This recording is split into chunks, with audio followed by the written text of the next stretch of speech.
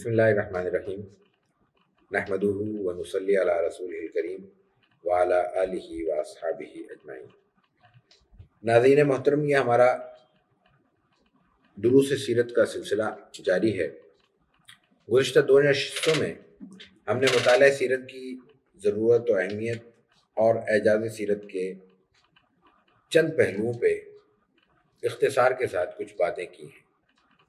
ان دونوں نشستوں کا بنیادی پیغام ایک ہی تھا، اور وہ یہ تھا کہ یہ سیرت ایک بہت مقدس چیز ہے، بہت اہمیت کا حامل مضمون ہے، جسے ہمیں اپنی زندگی کا ناگزیر اور لازمی حصہ بنانا چاہیے۔ اگر ہم زندگیوں کو دنیاوی اعتبار سے بھی کامیاب بنانا چاہتے ہیں، اگر ہم یہ چاہتے ہیں کہ ہماری زندگیاں ہر اعتبار سے مفید اور کامیاب بنیں اور ہم اپنی اس مختصر سی زندگی میں کامران ہو کر دنیا سے رخصت ہوں، تو ہمیں سیرت طیبہ کا مطالعہ کرنا چاہیے۔ یہ وہ بنیادی پیغام تھا جو ان 2 نشستوں میں پیش کیا گیا۔ آج کی نشست سے ہم سیرت طیبہ کے واقعات کو ایک نظر گزارنے کا، ایک بار پھر ذہنوں میں تازہ کرنے کا عمل شروع کر رہے ہیں۔ ان میں جو بات ہمارے پیش نظر رہے گی اور وہ بات ابتدا میں واضح ہو جانی چاہیے، وہ یہ کہ یہ سیرت کا مجموعی تاریخی بیان نہیں ہے۔ اس کا مفہوم یہ نہیں ہے کہ ہم سیرت طیبہ کو تمام تاریخی تسلسل کے ساتھ تمام واقعات کو ہم پیش کریں گے، بلکہ یہاں پہ ہم سیرت طیبہ کے صرف ان واقعات کو اختصار کے ساتھ پیش کرنے کی کوشش کریں گے جن میں ہم صرف واقعے کا جوہر اور بنیادی خلاصہ پیش کریں گے۔ اصل جو ہمارا فوکس ہوگا، یہ جو مقصد ہوگا، یا جس پہ ہمیں آپ کی توجہ درکار ہے، وہ یہ کہ ان واقعات سے ہمیں اپنی زندگی میں حاصل کیا ہوتا ہے، ان واقعات کے ذریعے ہمیں ملتا کیا ہے، اور ہم ان واقعات سے کیا سبق حاصل کرتے ہیں، اور وہ سبق ہماری عملی زندگی میں کن کن پہلوؤں سے ہمارے لیے مفید ہو سکتا ہے۔ لیکن یہ واقعات ہم اپنی سہولت کے لیے تاریخی ترتیب سے ہی بیان کریں گے، جس ترتیب سے یہ واقعات پیش آئیں۔ آپ علیہ الصلوۃ والتسلیم کی ولادت سے 50-55 دن پہلے ایک واقعہ پیش آتا ہے۔ تاریخ میں اس کو واقعہ فیل کہا گیا ہے۔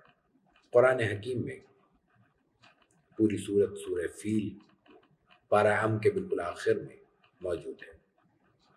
الم تر کیف فعل ربک باصحاب الفیل الم یجعل کیدہم فی تضلیل وارسل علیہم طیرا ابابیل ترمیہم بحجارۃ من سجیل فجعلہم کعصف مأکول۔ ایک ایسا قصہ اس میں بیان ہوا ہے فیل کا۔ فیل ہاتھی کو کہتے ہیں۔ اصحاب الفیل کا مفہوم ہے ہاتھی والے۔ ایک ایسا لشکر جس میں ہاتھی بڑی تعداد میں موجود تھے، اس لشکر نے ایک حملہ کیا۔ اس کا واقعہ قرآن کریم ان آیات میں بیان کرتا ہے کہ وہ آئے تو بڑے طمطراق سے تھے، بڑی شدت سے تھے، لیکن ان کو ایک کھائے ہوئے بھوسے یا برادے یا بے حیثیت مواد میں اللہ تعالیٰ نے لمحوں میں تبدیل کر دیا، اور اس کے لیے اللہ تعالیٰ نے بہت چھوٹے سے پرندے، جس کو قرآن نے ابابیل کہا ہے، استعمال کیے، اور ان ابابیلوں نے بھی کوئی اس وقت کے اعتبار سے کوئی بم نہیں پھینکے تھے، کوئی آتش گیر مادہ نہیں پھینکا تھا۔ ان کے منہ میں اور ان کے پنجوں میں بظاہر بے ضرر نظر آنے والی چھوٹی چھوٹی کنکریاں تھیں، لیکن وہ اتنی خوفناک کنکریاں تھیں کہ جب انسان پہ پڑتی تھیں تو اس کے وجود کو گلا کر رکھ دیتی تھی۔ یہ واقعہ کیا تھا؟ رسول اللہ صلی اللہ علیہ وسلم سے جیسے عرض کیا، ولادت سے 50-55 برس پہلے پیش آیا۔ ہم کہتے ہیں کہ آپ علیہ الصلوۃ والتسلیم کی آمد کی یہ تمہید ہے، اور اس کا اظہار اس طرح بھی ہوتا ہے کہ مکہ مکرمہ میں ایک زمانے تک رسول اللہ صلی اللہ علیہ وسلم کی ولادت کو اور اس واقعے کو عام الفیل کے اعتبار سے یاد کیا جاتا رہا۔ ہمارے یہاں بھی دیکھا ہوگا کہ پرانے زمانے کے مرد اور خواتین کسی واقعے کو بیان کرتے ہوئے تاریخ کا سہارا نہیں لیتے تھے۔ تاریخ اور تقویم ان کے مزاج کی چیز نہیں تھی۔ وہ کہتے تھے فلاں کب پیدا ہوا؟ فلاں کے مرنے کے اتنے عرصے کے بعد۔ فلاں کی شادی کب ہوئی؟ فلاں کی ولادت کے اتنے عرصے کے بعد۔ وہ فلاں بچہ اس وقت پیدا ہوا، فلاں کا انتقال اس وقت ہوا، فلاں کی ملازمت اس وقت ہوئی۔ یعنی کسی بھی بڑے واقعے کو جس سے کم از کم اس وقت سننے والے لوگ متعارف ہوں، سن کے طور پہ یاد رکھا جاتا تھا۔ عام الفیل کا بھی معاملہ یہی تھا کہ وہ انہوں نے تقویم کا ایک نشان یا ایک علامت کے طور پہ اس کو مقرر کر لیا تھا۔ قصہ اس کا بہت مختصر الفاظ میں یوں ہے کہ ابرہہ ایک یمن کا سربراہ ہے، اس نے ایک عبادت گاہ قائم کی وہاں پہ، اور اس کی خواہش تھی، جیسا کہ ہر طاقتور شخص کی خواہش ہوتی ہے، کہ وہ ہر طرح کا لوگوں کا رجوع اس کے مرکز کی طرف ہو، اس کے اداروں کی طرف ہو، اس کی قوت کی طرف ہو۔ اس کی خواہش تھی کہ سب اس کی عبادت کیا کریں۔ اس سے پہلے حضرت ابراہیم علیہ نبینا و علیہ الصلوۃ والتسلیم کی نشانی کے طور پہ بیت اللہ یہاں موجود تھا، اور عربوں کا وہ قبلہ قرار پایا تھا، ان کا مرکز قرار پایا تھا۔ رسول اللہ صلی اللہ علیہ وسلم کی بعثت سے بہت پہلے سے یہ روایت موجود تھی کہ لوگ وہاں آتے تھے، وہاں طواف کرتے تھے، حج کی جو مختلف مناسک آج موجود ہیں ان کی ادائیگی سال میں ایک بار کرتے تھے، اور پھر وہ رخصت ہوتے تھے، تو اس کو ایک مرکز کی حیثیت حاصل تھی، اور اس مرکز کی وجہ سے عربوں کو مرکز کی حیثیت حاصل تھی، مرکزیت حاصل تھی۔ تو اس نے یہ خواہش کی کہ اس کو ختم کر دیا جائے۔ اس نے اپنے طور پہ عبادت گاہ بنائی، لوگوں کو ترغیب دی۔ عربوں میں یہ بات ناگوار محسوس ہوئی۔ پھر دو روایتیں تاریخ میں ملتی ہیں۔ ایک تو یہ کہ عربوں کا کوئی قبیلہ وہاں سے گزر رہا تھا، اس نے اپنے کوئی کھانے پکانے کا اہتمام کیا، اس کے نتیجے میں آگ بھڑک اٹھی، اور اس آگ نے آگے بڑھ کر ان کے عبادت گاہ کو جلا کر ختم کر دیا۔ دوسری بات یہ ملتی ہے کہ نہیں، شرارت کے طور پہ جلایا گیا، اور اس میں یہ تفصیل بھی ملتی ہے کہ نہ صرف جلایا گیا بلکہ وہاں کسی نے گندگی بھی پھیلائی اور اس کو گندگی سے آلودہ کیا، اس ضد میں کہ اس شخص نے ہمارے مرکز کے ہوتے ہوئے یہ الگ سے ایک عبادت گاہ کیوں قائم کی۔ بہرکیف یہ ایک طاقتور شخص کے لیے چیلنج تھا، اس کی قوت کو چیلنج کرنا ظاہر ہے کہ اس کے لیے ناگوار ہوا، اور اس نے پھر یہ طے کیا کہ اب بیت اللہ کو ڈھا دے گا، نعوذ باللہ۔ اس نے اس کے لیے بڑا اہتمام کیا، اور اپنے لشکر میں بڑے بڑے ہاتھیوں سمیت ایک بڑا نامی گرامی ہاتھی جس کا نام محمود بیان کیا جاتا ہے، اس کو لے کر چلا۔ بیت اللہ کے قریب پہنچ کر اس نے پڑاؤ ڈال دیا۔ مختلف قبائل سے مختلف نوعیتوں کی باتیں ہوئی، جس کی تفصیل کا یہ موقع نہیں۔ بالآخر اس نے مکے والوں کو پیغام بھجوایا کہ میرا ہدف آپ نہیں ہے، یہ اللہ کا گھر ہے جس کو مسلمان بیت اللہ کہتے ہیں، یا وہاں کے عرب اس وقت بیت اللہ کہتے تھے، یہ گرانے دو، میں چلا جاؤں گا، تم سے میرے کوئی لینا دینا نہیں ہے، نہ کوئی لڑائی ہے، نہ کوئی جھگڑا ہے۔ اسی کیفیت میں یہ ہوا کہ جناب عبد المطلب کے کچھ جانور پکڑے گئے۔ عبد المطلب مشہور آدمی تھے اور بڑے وجاہت رکھنے والی شخصیت تھی۔ اس تک پیغام بھجوایا، ملنے گئے، اس نے بڑے اہتمام سے آپ سے ملاقات کی، اور اس ملاقات کے نتیجے میں انہوں نے اپنا مدعا رکھا کہ میرے جانور تم نے پکڑ لیے ہیں، تمہارے لشکر میں پکڑ لیے ہیں، وہ مجھے لوٹا دو۔ اس پر اس نے بڑی حیرت سے یہ بات کی کہ میں تو تمہارا یہ مرکز ڈھانے آیا ہوں، تمہارے اس کعبے کو گرانے کی نیت سے آیا ہوں، تم یہ چند جانوروں کی بات کر رہے ہو، اپنے مویشیوں کی بات کر رہے ہو۔ عبد المطلب نے بہت بڑی بات کی، بہت عمدہ بات کی، اور یہ بات آج بھی ہمارے لیے بہت ضروری ہے۔ انہوں نے یہ کہا کہ میں ان جانوروں کا مالک ہوں، ان مویشیوں کا مالک ہوں، میں صرف ان کی بات کروں گا، اس گھر کا مالک رب ہے، وہ اس نے اپنے گھر کی عبادت خود کرے گا۔ ہم جب جذبات میں آتے ہیں اور حالات بھی انسان کو ڈسٹرب کرتے ہیں، جب ہم دیکھتے ہیں کہ چاروں طرف پٹ رہے ہیں یا بہت مختلف حوالوں سے ہماری تذلیل ہو رہی ہے، تو ہم کہتے ہیں کہ اسلام خطرے میں ہے۔ یہ بات نامناسب ہے۔ خطرے میں مسلمان تو ہو سکتے ہیں، اسلام بہت بلند چیز ہے، اس کو ہماری یا ہم جیسوں کی یا ہمارے حامیوں کی یا ہمارے مخالفوں کی کسی کوشش سے کوئی نقصان یا اس کے لیے کوئی خطرہ نہیں ہو سکتا۔ اس وقت عبد المطلب نے یہی بات ہمارے ذہن نشین کا ہے۔ اس کے بعد ایک بات آگے بڑھتے ہیں، معاملہ آگے چلتا ہے، اور پھر وہ ابابیل آتے ہیں اور ان کا لشکر تہس نہس کر دیا جاتا ہے۔ بنیادی طور پر یہ واقعہ جناب رسول اللہ صلی اللہ علیہ وسلم کی آمد کی تمہید تھی، اور اس وقت اللہ کو اس کی طرف اشارہ کرنا شاید مقصود تھا کہ اس بیت اللہ کی اصل بحالی اور اس کے عروج کا وقت آ چکا ہے، اور اب اللہ تعالیٰ کی طرف سے ایک ایسا نبی مبعوث ہو رہا ہے جس کو اپنی اصل شکل میں اصل مقصد کے لیے مزین کرے گا، روشن کرے گا، تاکہ اس کے ساتھ وابستہ غلط چیزیں ختم کر دی جائیں اور اس کا صحیح مصرف سامنے آ سکے۔ یہ واقعہ فیل رسول اللہ صلی اللہ علیہ وسلم کی ولادت سے، جیسا کہ میں نے عرض کیا کہ 50-55 دن پہلے پیش آتا ہے۔ رسول اللہ صلی اللہ علیہ وسلم کی ولادت ہوتی ہے اس کے 50-55 دن بعد۔ رسول اللہ صلی اللہ علیہ وسلم کی ولادت، جس سے پہلے ہم نے واقعہ ذکر کیا کہ آپ سے 50-55 دن پہلے یہ واقعہ پیش آیا، آپ دنیا میں تشریف لائے، اس کے بیان کے ساتھ بہت سے معجزات بیان کیے جاتے ہیں، بہت سے ایسے واقعات بیان کیے جاتے ہیں جن کو انسان شاید شعوری طور پر اس کے صحیح مقام کے مطابق قبول نہ کر سکے۔ اور پھر ایک بات اور بھی ہے، سیرت طیبہ کے اس نوعیت کے واقعات میں دو طرح کی روایات ملتی ہیں۔ کچھ روایات وہ ہیں جن کا درجہ بہت زیادہ مضبوط نہیں ہے، اس لیے ہم ان کو نظر انداز کرتے ہیں، لیکن ایک چیز ہمارے ذہنوں میں واضح رہنی چاہیے جس کی طرف یہ واقعات یا ان کا مقصد اشارہ کرتا ہے۔ دیکھیے کہ رسول اللہ صلی اللہ علیہ وسلم دنیا میں تشریف لاتے ہیں اور پھر آپ کے لیے جناب عبد المطلب بہت خاص اہتمام کرتے ہیں۔ ہم نے گزشتہ نشست میں آپ کے اسم مبارک کا ذکر کیا کہ نام محمد رکھا جاتا ہے۔ یہ تمام چیزیں پھر حضرت حلیمہ آتی ہیں۔ ہم نے گزشتہ ہی نشست میں یہ بھی ذکر کیا کہ حضرت حلیمہ سعدیہ نام آپ دیکھیں حلم اور سعادت کی طرف اشارہ کرتی ہیں، آپ کا قبیلہ بنو سعد ہے۔ یہ تمام چیزیں یہ نہیں کہا جا سکتا کہ خود بخود ہو رہی ہیں۔ اگر خود بخود ہو رہی ہیں تو پھر کسی کے ساتھ بھی ہو سکتی ہیں۔ کچھ پودے اور کچھ درخت اگانے سے اگتے ہیں، کچھ وہ ہوتے ہیں جو خود بخود اگتے ہیں، لیکن جو خود بخود اگتے ہیں وہ پھر ایک خاص خطے میں نہیں اگتے، ماحولیاتی اعتبار سے کچھ چیزیں ہوتی ہیں، لیکن زیادہ تر ان کے لیے کسی خاص خطے کو مختص نہیں کیا جاتا۔ جو طبیعیاتی طور پہ خصائص ایک جیسے رکھنے والے علاقے ہیں وہاں پہ وہ رویدگی ہوتی ہے، وہ پھر پودا ہوتا ہے۔ کچھ گرمی کی چیزیں ہیں وہ گرم علاقوں میں ہوتے ہیں، کچھ سردی کے پودے جڑی بوٹیاں ہوتی ہیں وہ سرد علاقے میں پائی جاتی ہیں۔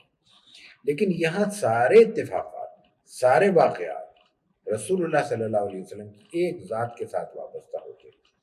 اس لیے ہم کہہ سکتے ہیں کہ ان معجزات کے ساتھ رسول اللہ صلی اللہ علیہ وسلم کی ولادت کو اللہ تعالیٰ نے اس لیے خاص کیا تاکہ اس کی طرف آپ علیہ الصلوۃ والتسلیم کی طرف لوگ متوجہ ہو سکیں اور آپ کی بعثت سے پہلے ایک ماحول بن سکے اور آپ علیہ الصلوۃ والتسلیم کا مقام متعین ہو سکے۔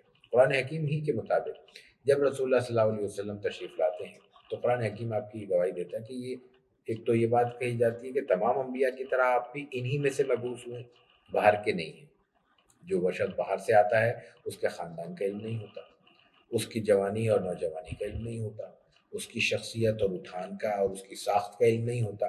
جو شخص وہیں سے ہوگا اس کی خصائص، اس کی خوبیاں، اس کی اچھائیاں، اس کے امتیازات، یہ تمام کی تمام چیزیں اس کے خاندان کے بیک گراؤنڈ کے ساتھ لوگوں کے ذہنوں میں محفوظ ہوتی ہیں، اس پر انگلی اٹھانا آسان نہیں ہوتا۔ تو ایک تو قرآن نے یہ کہا، دوسرا یہ بھی بات کہی گئی کہ قرآن حکیم کے مطابق کہ آپ علیہ الصلوۃ والتسلیم انہی میں پلے بڑے ہیں۔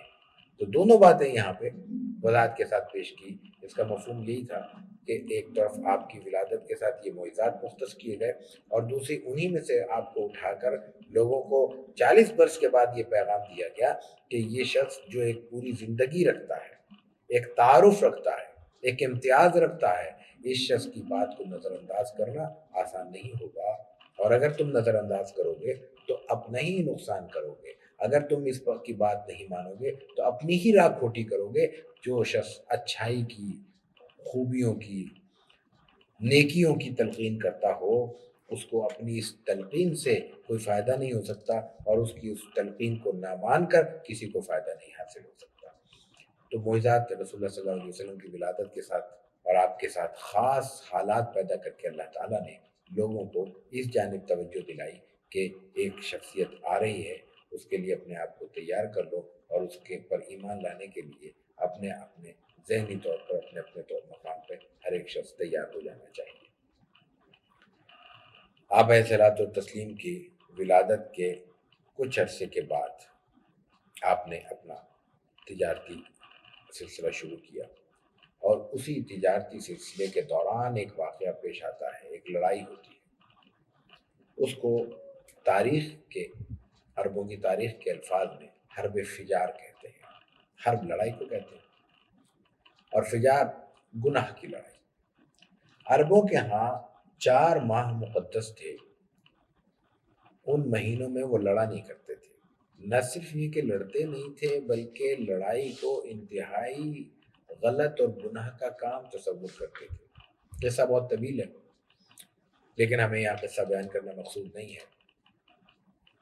کسی بھی وجہ سے ان مہینوں میں لڑائی شروع ہوئی، اور لڑائی بڑھتے بڑھتے بڑھتے اس طرح اس درجے پہ پہنچ گئی کہ پھر اس کا پھیلاؤ پورے عرب کے لیے خطرات کا باعث بن گیا۔ یہ لڑائی جب شروع ہوئی تو رسول اللہ صلی اللہ علیہ وسلم کی عمر مبارک بالکل نوجوانی کی، 18-20 سال عمر ہوگی آپ کی۔ اس کیفیت میں رسول اللہ صلی اللہ علیہ وسلم اپنے چچاؤں کے ساتھ ہی منسلک ہیں، اپنے خاندان کے ساتھ، چچا وغیرہ کے ساتھ۔ قبیلہ آپ کے لیے سب سے اہم ہے، اس لیے کہ وہاں قبائلی نظام ہے، اور قبائلی نظام میں انسان کی ذاتی شناخت نہیں ہوتی، قبیلے کی شناخت سب سے اہم ہوتی ہے۔ آپ نے اس کی قبیلے کی شناخت کو قبول کرتے ہوئے، اپنے چچا وغیرہ کی اس لڑائی میں شرکت کو قبول کرتے ہوئے ان کے ساتھ شرکت کی، لیکن صرف شرکت کی، عملی طور پر لڑائی سے لا تعلق رہے۔ آپ کو علم تھا کہ یہ لڑائی ایک گناہ کی لڑائی ہے، یہ گناہ کا کام ہے، اس گناہ کے کام میں شرکت کرنا ظاہر ہے کہ گناہ ہی شمار ہوگا، اچھائی تو شمار نہیں ہو سکتی۔ رسول اللہ صلی اللہ علیہ وسلم نے اس میں شرکت نہیں کی۔ اس کے کچھ عرصے کے بعد ایک واقعہ پیش آتا۔ دوسرا واقعہ حلف الفضول کا ہے۔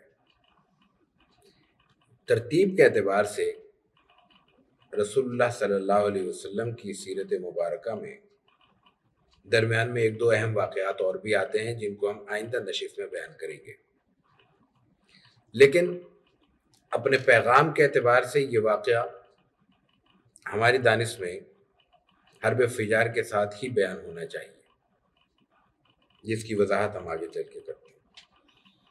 حلف الفضول ایک معاہدہ ہے، حلف معاہدے کو کہتے ہیں عربی میں، اور فضول سے مراد عربی کا فضول ہے، یہ جمع کا صیغہ ہے، اور اس سے مراد یہ ہے کہ یہ معاہدہ ایسے چند افراد کے درمیان ہوا تھا جن کے ناموں میں لفظ فضل آتا ہے۔ فضل، فضیل، فضال، اس نوعیت کے نام اور یہ نام رکھنے والے چند افراد مجتمع ہوئے، اور ان کے پس منظر میں حرب فجار بھی موجود تھی کہ ایسے مہینوں میں جن میں گناہ سمجھا جاتا تھا، لڑنا اور جدال کرنا، اور وہ اس میں ملوث رہے، اس سے بچنے کے لیے، اور پھر مجموعی طور پر مکہ مکرمہ کی صورتحال دیکھتے ہوئے، بیت اللہ کی تولیت جو عربوں کو وہاں میسر تھی، اس کے حوالے سے اپنی فرائض، اپنی ذمہ داریاں دیکھتے ہوئے ان حضرات نے یہ معاہدہ کیا کہ ہم مدد کریں گے لوگوں کو سہولتیں وہاں پہنچائیں گے، نقصانات سے بچائیں گے، اور لڑائی سے گریز کریں گے، مہمان نوازی کریں گے، اور وہاں باہر سے آنے والوں کو سہولت کاری کا فریضہ انجام دیں گے، ان کی خدمت کریں گے۔ یہ معاہدہ ایسے چند لوگوں میں ہوا ہے جیسا عرض کیا ہے جن کے نام میں فضل کا مادہ موجود تھا، اس لیے یہ معاہدہ حلف الفضول کہلاتا ہے۔ رسول اللہ صلی اللہ علیہ وسلم سن شعور کو بھی پہنچے ہوئے تھے، آپ کی عمر مبارک 30-35 برس تھی۔ آپ نے نہ صرف یہ کہ اس میں حصہ لیا، دلچسپ ترین بات اور ہمارے لیے سبق آموز بات یہ ہے کہ آپ علیہ الصلوۃ والتسلیم نے بعد میں مدینہ منورہ پہنچ کر وہاں پہ اسلامی ریاست کے قیام کے بعد، آپ کی وہاں اس ریاست کے امارت شروع ہونے کے بعد، آپ علیہ الصلوۃ والتسلیم کے وہاں اپنی اسلامی تعلیمات کی روشنی میں ریاست کو قائم کرنے کے بعد بھی جب اس واقعے کا ذکر آتا ہے، آپ کے سامنے اس کو بیان کیا جاتا ہے، تو آپ اس میں آج بھی دلچسپی لیتے ہیں۔ نہ صرف دلچسپی لیتے ہیں بلکہ ایک بار آپ نے یہ فرمایا کہ اگر آج بھی اس نوعیت کے کسی واقعے کی طرف، کسی معاہدے کی طرف ہمیں اگر دعوت دی جائے گی تو ہم اس کو قبول کریں گے۔ رسول اللہ صلی اللہ علیہ وسلم نے فرمایا کہ اس قسم کی دعوت میرے لیے دوسری بڑی ترغیبات سے بھی بڑھ کر ہوگی۔ اب دیکھیے، ایک موقع ہے جو لڑائی کا موقع ہے، حرب فجار کا ہم نے ذکر کیا، ایک موقع ہے جو صلح کا موقع ہے، ہم نے حلف الفضول کا ذکر کیا۔ اس موقع پر قبائلی مزاج کی وجہ سے، آپ اپنے خاندان کے ساتھ منسلک ہونے کی وجہ سے ان کے ساتھ نکلتے ضرور ہیں، لیکن لڑائی سے گریز کرتے ہیں، لڑائی میں اپنی عملی شرکت سے اپنے آپ کو بچاتے ہیں اور لڑائی سے اپنا دامن محفوظ رکھتے ہیں۔ اس کے برعکس صلح کا موقع آتا ہے، صلح ہوئی، دو واقعات ہم نے پیش کیے، ایک لڑائی کا موقع تھا، ایک صلح کا۔ دونوں واقعات سے ایک ہی سبق ملتا ہے، اور وہی سبق ہماری آج کی ضرورت ہے، اور اسی مقصد سے یہ دونوں واقعات ہم نے یہاں پیش کیے، بلکہ ہم عرض کر چکے کہ ترتیب سے ہٹ کر ہم نے پیش کیے۔ ایک موقع لڑائی کا ہے، رسول اللہ صلی اللہ علیہ وسلم اپنے قبائلی رشتے کو نبھاتے ہوئے اپنے چچا وغیرہ کے ساتھ اس میں شریک ہوتے ہیں، لیکن عملاً دستکش رہتے ہیں۔ پیغام یہی ہے کہ جب لڑنے کا موقع ہے تو حتی الامکان پیچھے رہو، دستکش رکھو، اپنے آپ کو، اپنے دامن کو اس سے محفوظ رکھو، اور جب صلح کا موقع ہے تو آپ آگے بڑھ کے اس کا حصہ بنتے ہیں۔ نہ صرف یہ کہ حصہ بنتے ہیں، بلکہ بعد کی زندگی میں بھی اس کا جب ذکر آتا ہے تو اسے یاد کرتے ہیں، اور اس جذبے کا، اس احساس کا اظہار کرتے ہیں کہ آئندہ بھی اگر موقع ملے تو ہم نہ صرف یہ کہ اس موقع پہ آگے بڑھیں گے، بلکہ اس نوعیت کے کسی بھی معاہدے کا خوشی کے ساتھ حصہ بنیں گے۔ اور یہ صرف یہ نہیں، بلکہ اس کے مقابلے میں اگر ترغیبات ہوں گی، اگر اس کے مقابلے میں کوئی اور مراعات ہوں گی، اگر کچھ اور فوائد ہوں گے، تو ان فوائد کو، ان ترغیبات کو، ان مراعات کو چھوڑ کر اس کا حصہ بنیں گے۔ تو ہماری زندگی میں رسول اللہ صلی اللہ علیہ وسلم کے اسوہ حسنہ سے ملنے والا سبق یہ ہے کہ لڑنے سے گریز کرنا چاہیے، صلح کے موقع پر آگے بڑھنا چاہیے، اور آگے بڑھ کر اس کو اون کرنا چاہیے۔ اللہ تعالی ہمیں صحیح فہم عطا کرے، اس فہم کے مطابق عمل کے راستے روشن کرے۔ وآخر دعوانا ان الحمد للہ رب العالمین۔